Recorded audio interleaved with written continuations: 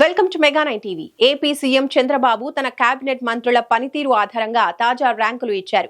వీటిలో న్యాయశాఖ మంత్రి ఎన్ఎండి ఫరూక్ కు తొలి స్థానం దక్కింది. అలాగే జనసేన మంత్రి కందుల దుర్గేష్ కు రెండవ ర్యాంకు వచ్చింది. మూడో స్థానంలో కొండపల్లి శ్రీనివాస్, నాలుగో స్థానంలో నాదెండ్ల మనోహర్, ఐదో స్థానంలో బాల వీరాంజనేయ స్వామి, ఆరో స్థానంలో సీఎం చంద్రబాబు ఉన్నారు.